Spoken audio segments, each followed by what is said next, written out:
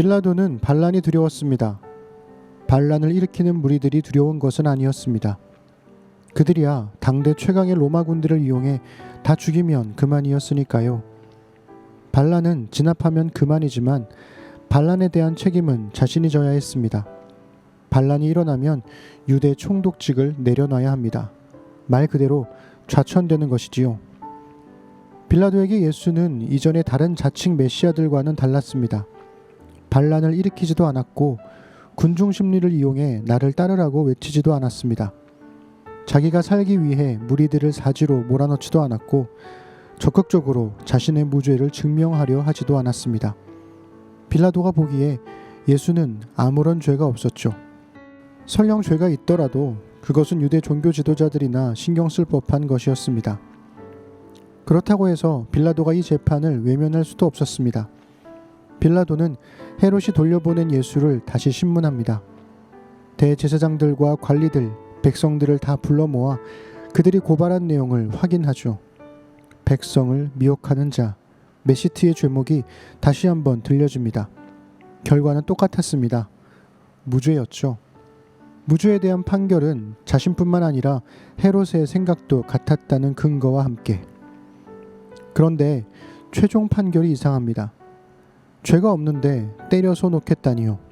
죄가 없으면 풀어줘야죠. 왜 때립니까? 아마도 때리는 정도의 벌을 내리면 예수를 고발한 종교 지도자들을 진정시킬 수 있을 거라고 생각했던 것 같습니다. 하지만 이 재판은 처음부터 결과가 정해진 재판이었습니다.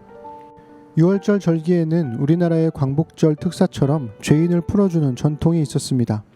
사람들은 예수는 죽이고 바라바는 놓아달라고 요구합니다. 점잖게 말한 게 아니라 폭동을 일으킬 정도의 수준으로 소리질렀죠. 바라바야말로 밀란과 살인을 저지른 사람인데 말이죠. 빌라도는 어떻게 했을까요? 오늘은 누가복음 23장 13절에서 25절을 읽어드릴게요. 빌라도가 대제사장들과 관리들과 백성을 불러 모으고 이르되 너희가 이 사람이 백성을 미혹하는 자라 하여 내게 끌고 왔도다.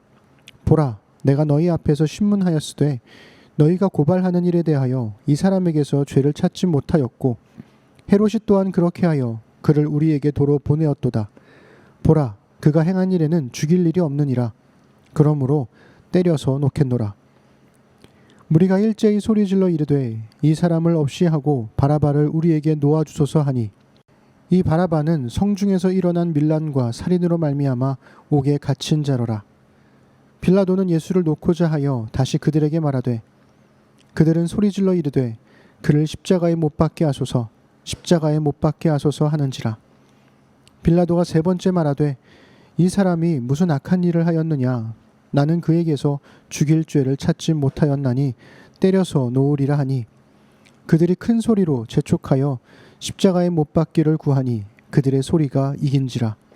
이에 빌라도가 그들이 구하는 대로 하기를 언도하고 그들이 요구하는 자 곧 밀란과 살인으로 말미암아 옥에 갇힌 자를 놓아주고 예수는 넘겨주어 그들의 뜻대로 하게 하니라. 아멘. 바라바를 놓아주는 것은 곤란했습니다. 명백히 무죄인 사람을 사형시키고 명백히 유죄인 사람을 풀어주는 어리석은 총독이 될 수는 없었으니까요. 명예와 수치라는 로마 사회의 가치 기준으로 볼 때 이런 판결은 굉장히 수치스러운 일이 될 것이었습니다. 빌라도는 다시 예수를 무죄방면하겠다고 말하죠. 이미 예수를 죽일 결론을 가진 사람들에게 빌라도의 말은 필요 없습니다. 이제 죽이라는 말 대신 구체적인 십자가형 집행을 요구합니다. 로마에 대항하여 반란을 일으키거나 최악의 범죄를 저지른 사람에게나 적용하는 최고형을 무죄인 예수에게 적용하다니요.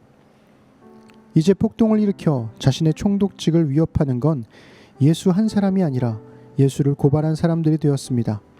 그리고 빌라도는 그들의 요구에 굴복하고 맙니다. 그들이 구하는 대로 예수를 십자가형에 내어준 거죠.